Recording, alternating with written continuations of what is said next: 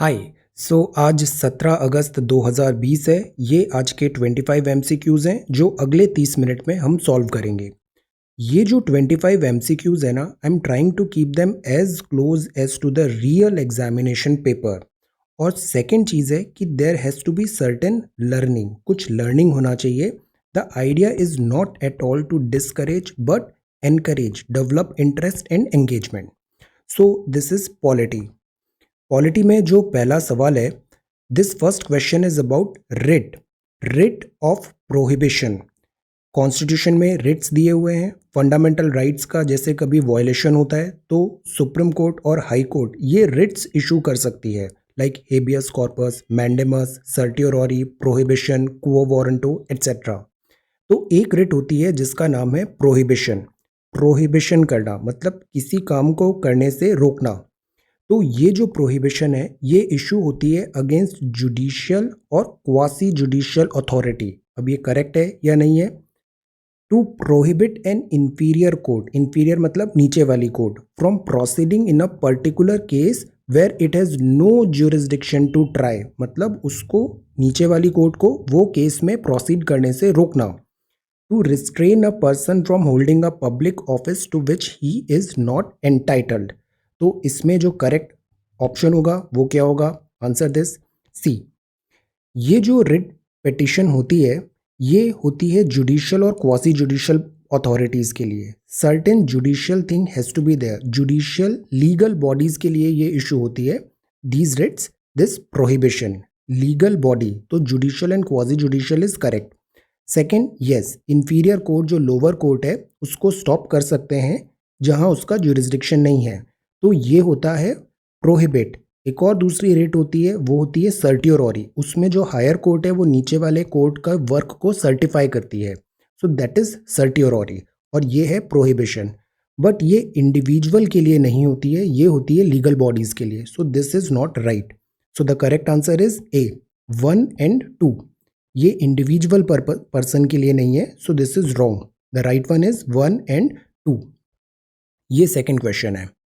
Which of the following statement is relating to the office of the president of India are correct? यहाँ correct पूछा है, office of the president of India. पहला statement है president has the power to grant pardon to a criminal in special cases. Yes, ये power रहती है। Pardon का मतलब होता है कंप्लीटली माफ कर दिया है, स्कॉट फ्री हो गया है वो क्रिमिनल, तो that is this pardon, grant pardon. Yes, president pardon कर सकते हैं, तो 1 तो होगा ही होगा। Then the president can promulgate ordinances even when the parliament is in session. Ordinance making power होता है, प्रेसिडेंट के पास 1, 2, 3 होता है और गवर्नर के पास 2, 1, 3 होता है। तो क्या जब पार्लियामेंट सेशन में है तब भी प्रेसिडेंट उस प्रोमलगेट कर सकते हैं ordinance? President can dissolve the Rajya Sabha during emergency. क्या प्रेसिडेंट के पास ये पावर होता है कि इमरजेंसी के टाइम पे वो राज्यसभा को डिसॉल्व कर सकें? President has the power to nominate 2 members in the Lok Sabha from the Anglo Indian community. अब करेक्ट आंसर बताइए। तो जो पहला है that is president has the power to grant pardon to a criminal in special cases, ये तो correct है, मतलब ये ऑप्शन नहीं होगा। Okay, C is gone. अब अपने पास 3 बचे, 1 यहाँ भी है, 1 यहाँ पे भी है, 1 यहाँ पर भी है। Let us look at about this second question. Second statement है कि president can promulgate ordinances even when the parliament is in session. No, ये जो होता है ये तब होता है जब पार्लियामेंट सेशन में नहीं हो, तो ये गलत है, तो दिस इज रॉन्ग। एंड अब हमारे पास बचा बी और डी। थर्ड क्वेश्चन है, थर्ड स्टेटमेंट है president can dissolve the Rajya Sabha. तो राज्यसभा तो वैसे भी डिसॉल्व होती नहीं है और ऐसा कुछ पावर नहीं है, तो third is also wrong. Fourth question है, फोर्थ स्टेटमेंट है कि president has the power to nominate 2 members in the Lok Sabha from the Anglo Indian community. See, जब हमारा कॉन्स्टिट्यूशन बना तो उसमें ये प्रोविज़न था कि 2 एंग्लो इंडियन जो मेंबर हैं कम्युनिटी के वो प्रेसिडेंट नॉमिनेट कर सकते हैं लोकसभा में, अगर वो प्रॉपरली यहाँ पे रिप्रेजेंटेड नहीं है। बट ये साल की शुरुआत में एक अमेंडमेंट आया और उसमें ये हर 10-10 साल में एक्सटेंड करना था, पर 2020 के बाद से अब सरकार ने इसको एक्सटेंड नहीं किया है। तो ये जो था nomination to Anglo Indian community का, दिस इज गॉन, ये अब एप्लीकेबल नहीं होगा। तो the right answer is B only, 1 only. 2020 initial ये अब नहीं है। Nomination to Anglo Indian community का अब नहीं होता है। So the right answer is B, one only. ये NOTA ये बहुत ज़्यादा न्यूज़ में रहता है। अगर हमने NCERT में 11th में पढ़ा, हमारे यहाँ जो सिस्टम होता है वो होता है फर्स्ट पास द पोस्ट, ये जो इलेक्शन पैटर्न है। अब यहाँ पे अगर नोटा है, नोटा को अगर सबसे ज़्यादा वोट मिल गए, which of the following is the consequence of NOTA votes exceed 50%, तो क्या होगा? इलेक्शंस कैंसिल होंगे क्या? इसका कोई इम्पैक्ट नहीं होगा इलेक्शन के रिजल्ट्स में। Election is again organised, NOTA vote more than 50% या नन ऑफ द अबव। तो सी, ये जब भी होता है नोटा का अगर 50% से भी ज़्यादा हो रहा है तो इसका कोई इम्पैक्ट नहीं पड़ेगा। हमारे यहाँ जो है वो फर्स्ट पास द पोस्ट है, मतलब जिस कैंडिडेट को सबसे ज़्यादा वोट मिले हैं अमंग ऑल अदर कैंडिडेट, वो विक्टोरियस डिक्लेयर होगा। डजेंट मैटर वो 50% क्रॉस हो रहा है या 30% क्रॉस हो रहा है। ऐसा केस सिनेरियो भी आ सकता है कि जब बहुत ज़्यादा कैंडिडेट हैं और जिसके पास सबसे ज़्यादा वोट मिला है वो से 15% पे है, तो वो विक्टोरियस डिक्लेयर किया जाएगा उस इलेक्शन में, भले नोटा 50% या समथिंग मोर देन दैट हो तब भी। सो इसका कोई इम्पैक्ट नहीं है इलेक्शन रिजल्ट्स में, बट पब्लिक परसेप्शन में नोटा का एक मोरल दिस बाइंडिंग होता है। So this is the third one. ये जो सेकंड था इसका आंसर है this is one only, one only, first only is correct. Now ये फोर्थ क्वेश्चन है। Competition commission of India CCI, ये अभी बहुत ज़्यादा न्यूज़ में है। क्यों न्यूज़ में है ये अभी? जो जैसे टेक्नोलॉजी कंपनीज होती हैं ये कई बार एंटी कॉम्पिटिटिव प्रैक्टिसेस करती है। कई बार ये जो इनके कॉम्पिटिटर होते हैं ये उसको खरीद लेते हैं ताकि वो फ्यूचर में जाके इनका कॉम्पिटिटर नहीं बने। ऐसा ही एक केस आ रहा था जैसे फेसबुक ने इंस्टाग्राम को परचेस कर लिया। तो ये काफ़ी चीज़ें होती है जो एंटी कॉम्पिटिटिव होती है। गूगल को भी कई बार न्यूज़ में होता है। तो इसके लिए फेयर कंपटीशन के लिए एक बॉडी है competition commission of India, CCI। अब ये स्टैचुरी बॉडी है, कॉन्स्टिट्यूशनल है, एग्जीक्यूटिव है या प्राइवेट इंस्टीट्यूशन है? तो सी, स्टैचुरी बॉडी का मतलब है ये एन एक्ट ऑफ पार्लियामेंट के थ्रू बनी है। This is an act of parliament. तो yes, CCI is an act of parliament के थ्रू ये बनी है। कॉन्स्टिट्यूशनल बॉडी है, मतलब there has to be certain provision in constitution, इसमें कुछ चेंजेस हैं एट्सेट्रा, ये कॉन्स्टिट्यूशन अमेंडमेंट के थ्रू ये सारी चीज़ें होगा। तो वो कॉन्स्टिट्यूशनल बॉडी है। जैसे UPSC क्या है? कॉन्स्टिट्यूशनल बॉडी है। CAG क्या है? Then election commission of India क्या है? ये सारी कॉन्स्टिट्यूशनल बॉडी है। ये CCI स्टैचुरी बॉडी है। एग्जीक्यूटिव बॉडी होती है, मतलब सरकार अपने हिसाब से उसको बना सकती है, जो गवर्नमेंट पावर में है एग्जीक्यूटिव बॉडी है। और प्राइवेट मतलब प्राइवेट। तो ये बॉडीज होती हैं। अब ये क्वेश्चन नंबर 5 है। यहाँ बात है कॉन्स्टिट्यूशन जो है पंचायत का। अब इस टाइप के जो क्वेश्चंस आते हैं ना, जैसे ये नंबर 5 है, इसका अभी ट्रेंड काफ़ी बढ़ रहा है इस टाइप के क्वेश्चंस का, थ्योरेटिकल और कॉन्सेप्चुअल इस टाइप के क्वेश्चंस का। अगर आपने NCERT पढ़ा है तो ये क्वेश्चन बहुत ईजी हो जाता है। कॉन्स्टिट्यूशन जो है इसमें panchayat did not find a mention. Panchayat हमने कल देखा था 73rd 74th, काफ़ी बाद में आया। शुरुआत में पंचायत क्यों नहीं था? ये कंपलसरी प्रोविजंस क्यों नहीं किए गए? Which of the following can be cited as the most appropriate reason among the following? तो ये डिबेट हुआ था। कॉन्स्टिट्यूशन जो बॉडी थी हमारी, उन्होंने सारे मेंबर्स, डिस्टिंग्विश्ड मेंबर्स ने ये डिस्कशन किया था कि पंचायती राज शुरू से क्यों नहीं करें, बिकॉज आर्टिकल 40 तो शुरू से है, डिसेंट्रलाइजेशन की बात है। गांधी जी भी इसके काफ़ी एम्फेसाइज करते थे, बट ये शुरू से नहीं था। क्यों नहीं था? NCERT में क्लियरली लिखा हुआ है कि इसका आंसर क्या होगा। C, local elites and upper caste were so well entrenched in society कि जो लोकल सेल्फ गवर्नमेंट था only meant a continuing exploitation of the downtrodden masses of the Indian society. There was a fierce opposition in the constituent assembly कि जो पंचायत है वो self governing body बनेगी, will collapse immediately on establishment. ये difficult हो जाएगा to monitor the activities of local bureaucracy from the centre. या फिर फेडरल मॉडल ऑफ पॉलिटी में constitutional makers did not want to add a third tier because of the complexities it will create.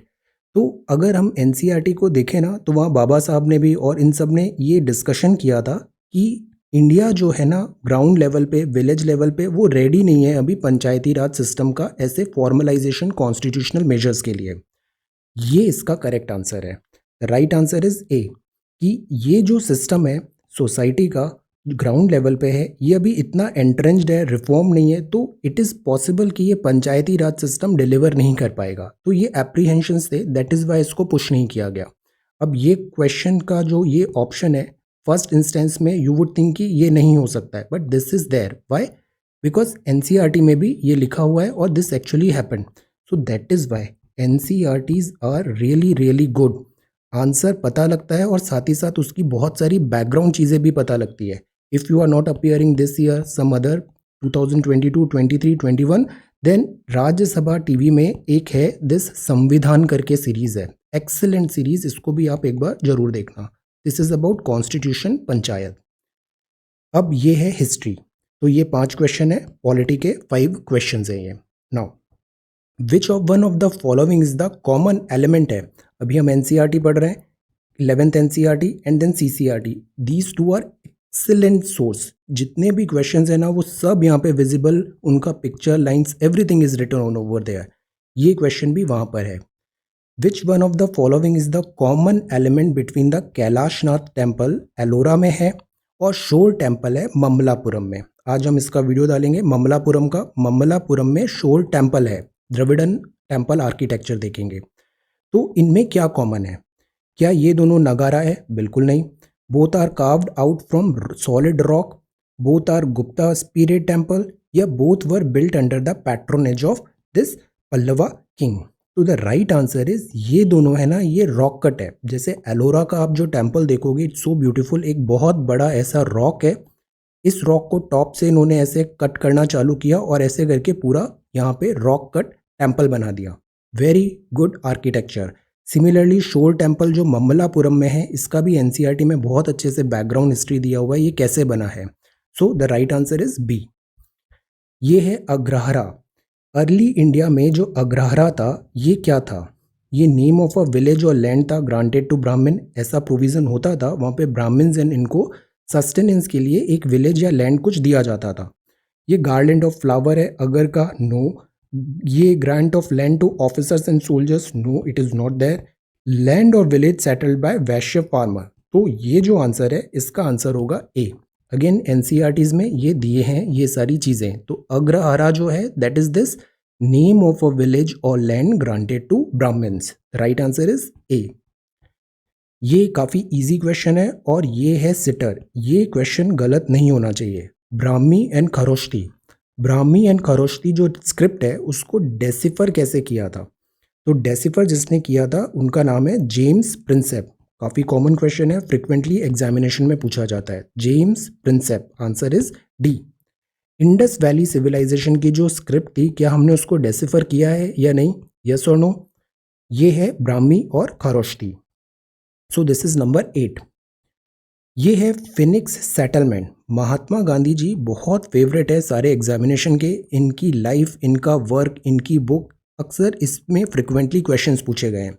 तो ये जो Phoenix settlement है, I have told the answer. Who among the following was the founder of Phoenix settlement? C, Phoenix जो settlement है ये कहाँ पे हुआ था? तो ये जो फिनिक्स सेटलमेंट हुआ था that was in this south Africa. South Africa में 1900 के टाइम पे इंडियन ओपिनियन करके ये एक मैगजीन भी निकालेंगे। गांधी जी वहाँ पे बात करेंगे कि यहाँ पे कलर बेस्ड जो डिस्क्रिमिनेशन होता है, ब्रिटिश पॉलिसीज़ हैं, उसका अपोज करेंगे और फिर फिनिक्स सेटलमेंट वहाँ पे होगा। तो this is Phoenix settlement, Mahatma Gandhi ji. ये 10th है। ये है पिलर्स हैं कंस्ट्रक्टेड ड्यूरिंग द मौर्यन इरा। मौर्यन इरा में बहुत ज़्यादा यहाँ पे पिलर्स बनाए थे। एनसीईआरटीज अगेन बहुत अच्छे से बताया है इसका पूरा बैक स्टोरी। सो क्या ये रॉक कट पिलर्स थे? ये कैरिड करते थे सोशल और रिलीजियस मैसेजेस। हमने देखा था मौर्य पीरियड में अशोका जो थे, इनके मैसेजेस वहाँ पे ये कन्वे होते थे by these pillars. Top portion of the pillar was carve with capital figure जैसे कि बुल और एलिफेंट। तो ये भी करेक्ट है, इसके तीनों आंसर करेक्ट है, दैट इज डी।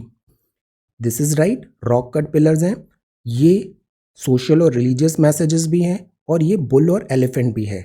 अब जो इंडिया का जो पिलर मेकिंग आर्ट है ना, ये पर्शियन से भी थोड़ा इंस्पायर्ड था, बट इधर थोड़ा डिफरेंस है। इंडिया में ये सिंगल मोनोलिथिक रॉक कट ऐसे बना रहे थे और वहाँ पे ये असेंबल करते थे। This was slight difference. तो this is pillar constructed during the Mauryan Ira.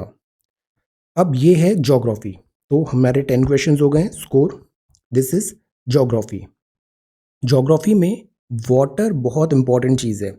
Water के कारण हम देखते हैं कि कॉन्टिनेंटलिटी आता है या फिर ओशन के पास होता है तो वहाँ का क्लाइमेट वेदर वो उसको डिक्टेट करता है। वाटर भी हम हॉट सनी डे में पीपल स्प्रिंकल करते हैं water on the roof top पे, छत पे पानी डाल देते हैं। क्यों?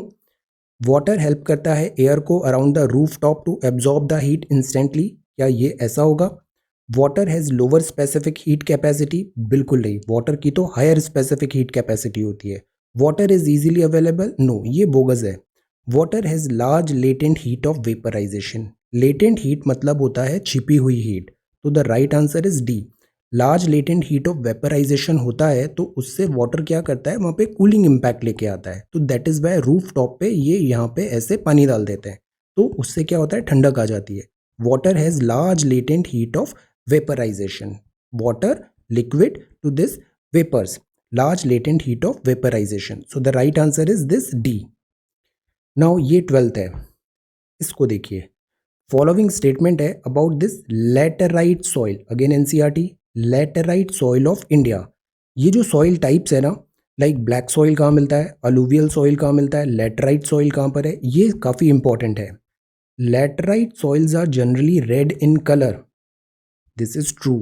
Laterite soil are rich in nitrogen and potash. Laterite soil are well developed in Rajasthan and UP. Tapioca and cashew nuts grow well in this soil. So what is the right answer? The right answer is C. C means ये red in colour होता है, iron के यहाँ पे मिलते हैं तो वो रेडिश कलर हो जाता है, ferrous, so that is red in colour. ये नाइट्रोजन एंड पोटैश यहाँ पे नहीं है, लैक होता है नाइट्रोजन एंड पोटैश। लेटराइट की जो सॉइल है वो वेल डेवलप्ड है राजस्थान एंड यूपी। यूपी में तो पॉसिबल ही नहीं है, यूपी में जो मैक्सिमम सॉइल है that is this alluvial Gangetic plain. Rajasthan में भी लेटराइट नहीं होगी, राजस्थान में मोस्टली होगी दिस एरिड। तो Rajasthan UP no.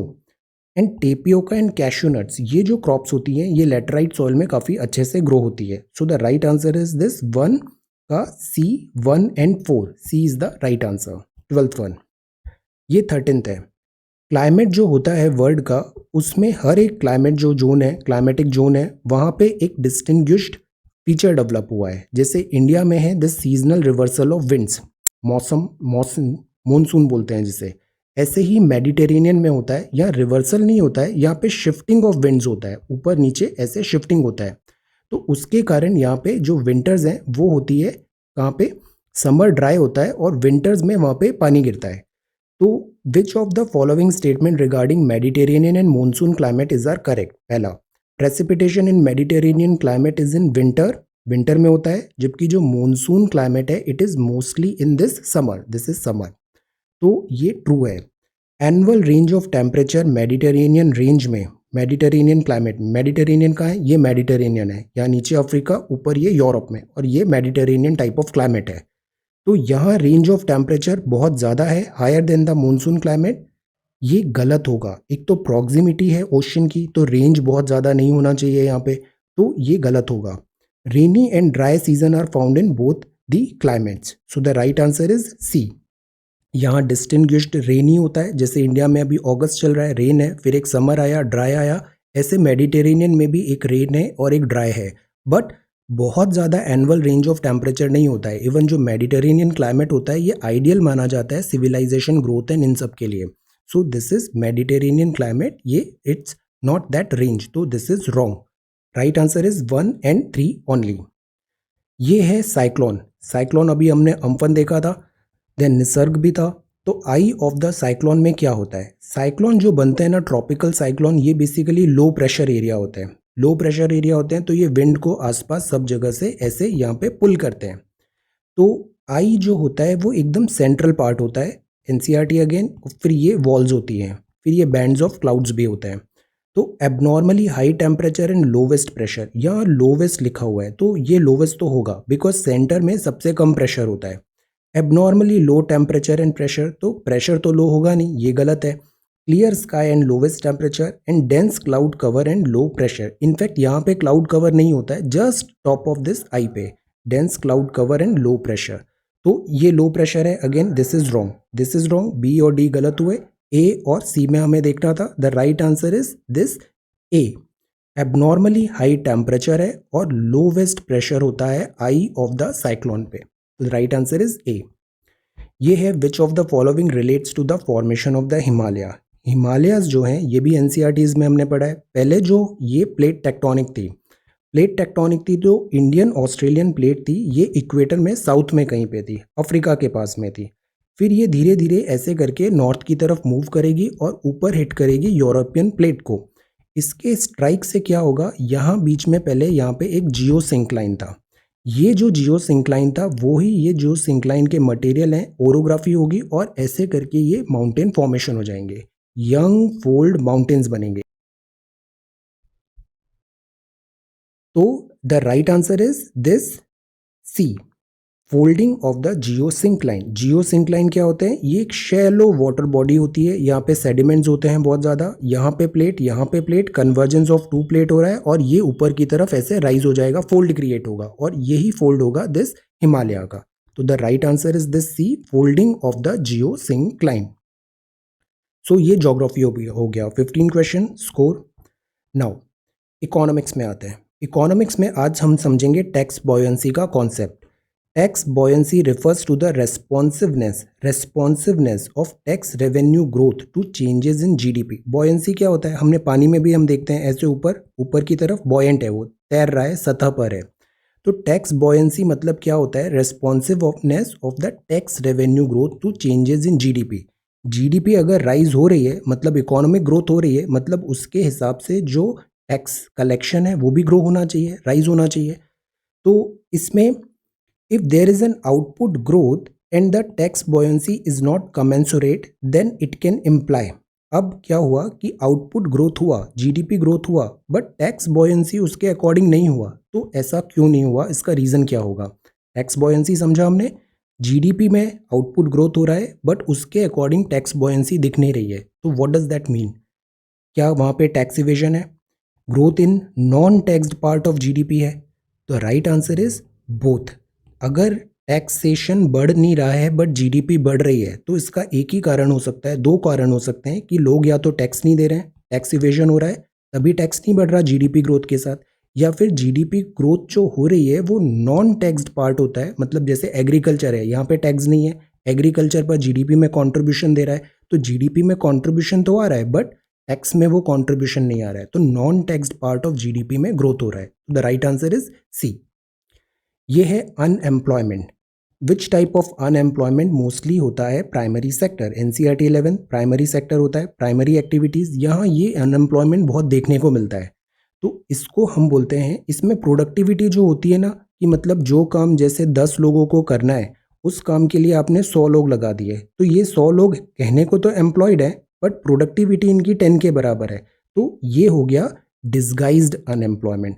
For example आपको पढ़ना है, 2 घंटे में आप कॉन्सेंट्रेशन से पढ़ो, आप पूरा पढ़ सकते हो, बट उस 2 घंटे को हमने खींच के कर दिया 6 घंटे, तो ये क्या हो गया, ये हो गया डिस्गाइज्ड स्टडी, बोलते हैं इसे डिस्गाइज्ड स्टडी।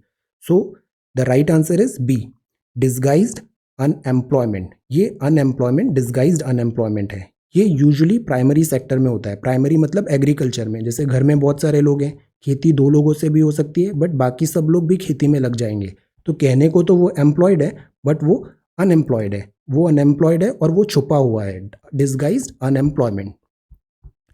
प्रोग्रेसिव टैक्स क्या होता है, which among the following is a progressive tax. Progressive मतलब जैसे जैसे आपकी इनकम बढ़ती जा रही है वैसे वैसे आपका टैक्सेशन सिस्टम भी ज़्यादा टैक्स देना पड़ रहा है, टैक्स स्लैब्स होती हैं।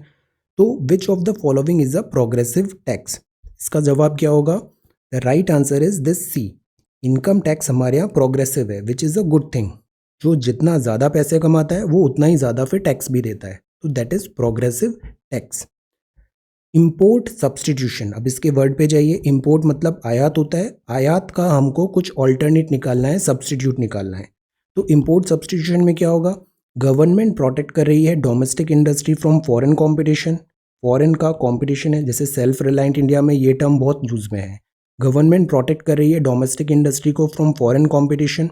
एक्सपोर्ट्स आर डिस्करेज, एक्सपोर्ट निर्यात को डिस्करेज कर रहे हैं, since they reduce domestic consumption and thus production. इससे क्या होगा, वो रिड्यूस होगा डोमेस्टिक कंजम्पशन और फिर उससे हमारा प्रोडक्शन होगा।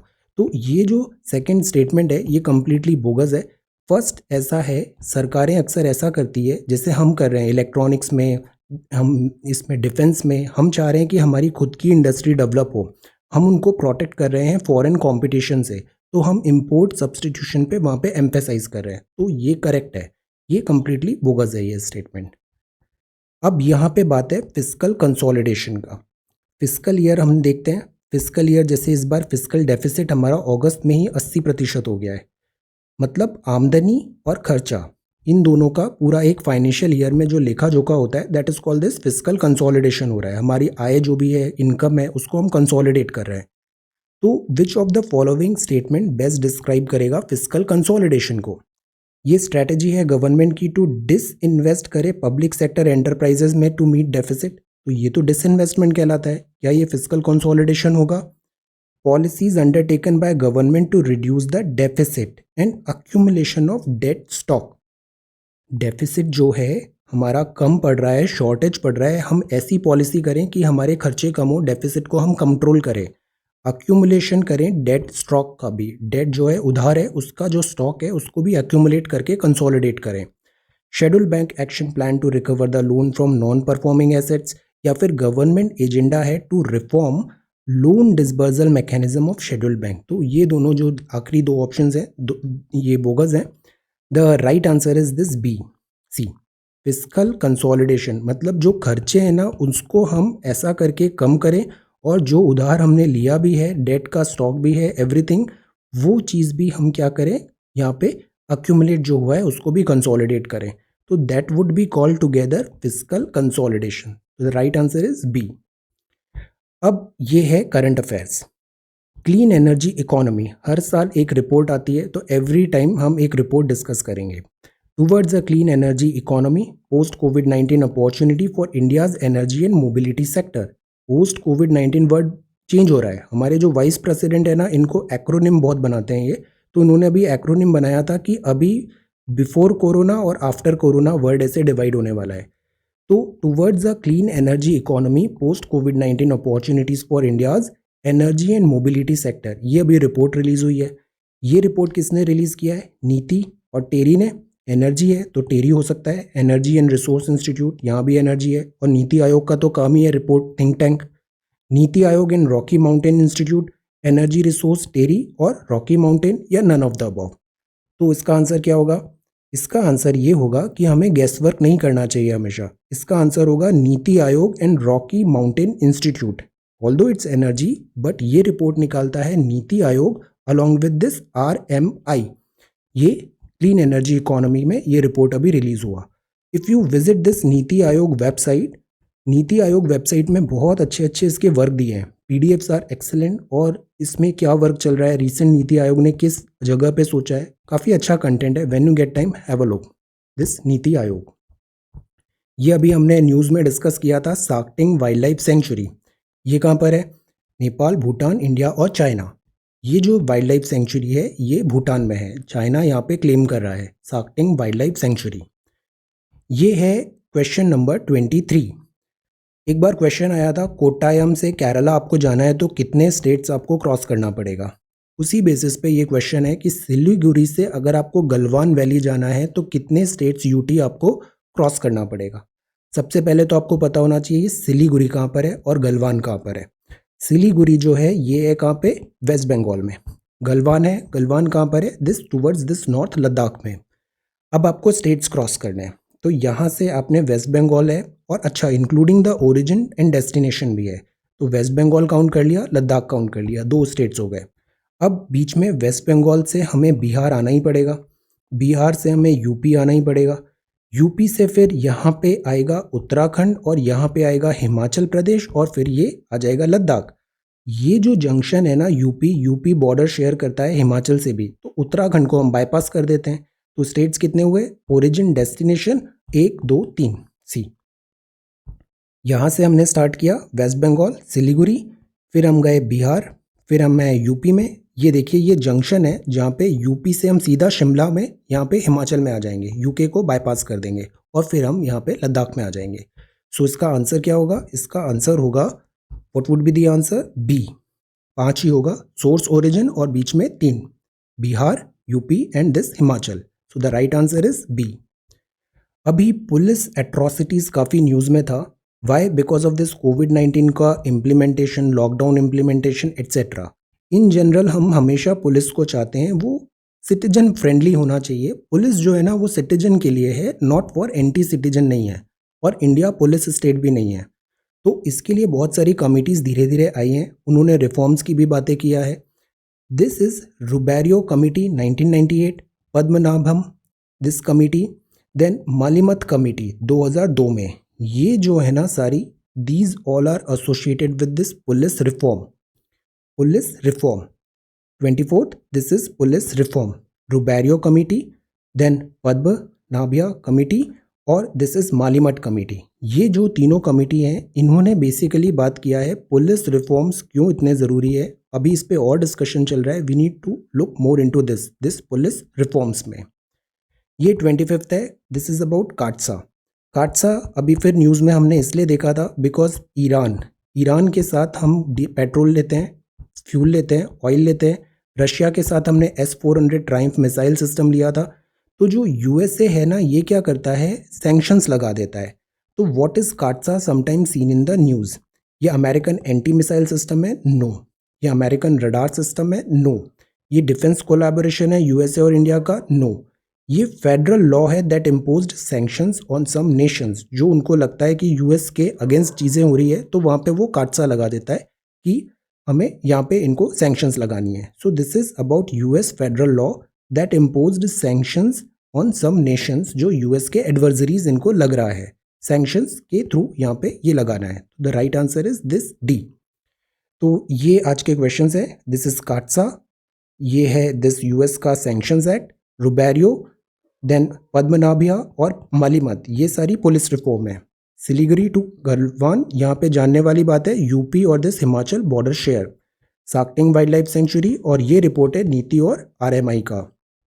Then this is about fiscal consolidation, तो ये फिस्कल कंसोलिडेशन है, डेफिसिट भी और डेट स्टॉक भी। इंपोर्ट सब्सटीट्यूशन, प्रोग्रेसिव टैक्स है, ये है अनएम्प्लॉयमेंट और ये है GDP।